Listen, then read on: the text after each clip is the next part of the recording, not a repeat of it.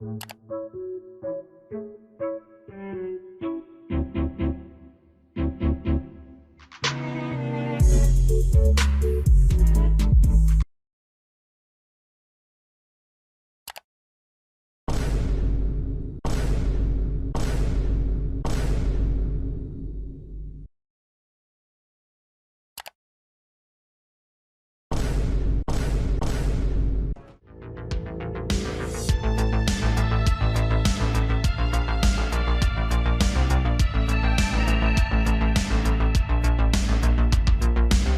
what this thing is telling us to do is make a function named capital indexes. The function takes a single parameter, which is a string, and your function should return a list of all indexes in the string that have capital letters. For example, calling capital letters indices hello should return the list. Okay. So basically we pass a string, and whatever capital letters are there, it should index them and pass and return a list like this. First we gotta define the function, and this takes in a string. We just type word over here, and we can just do that. Then what we need to do is loop through all of the letters in the word. So we start from 0 and go to the length of the word and end like this. And then we need to check if word, and we need to put I over here because that letter of word and how do I check? After doing some questionable researching, I understood we can use a function called iSuper, but that actually is upper, not iSuper. Then over here we can think, if we just try to print for now word I, we must get nothing. Okay, wow, that is not going good. If we try this in Python, we get nothing. Okay, nice.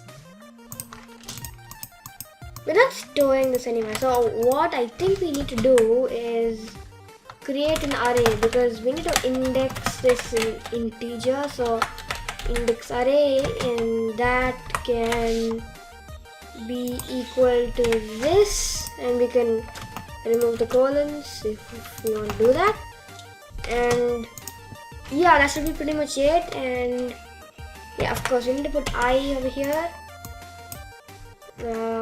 and this should be out. This print statement should be out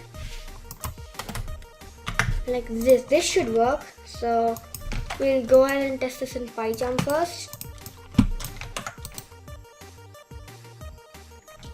Yeah, of course we need to print the index array, and if we run this, we get nothing again. Okay, I think I realized why we're doing nothing. I am so dumb and I haven't even called the function. So I think we need to do that. It'll be a good idea to do that. And there we go. We get this printed out. So as you can see, I've written subscribe. So the first, and you better do this, or else I don't know.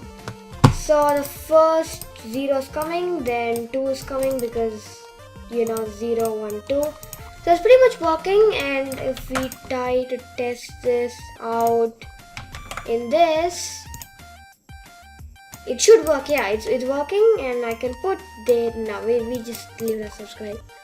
Now we click submit answer.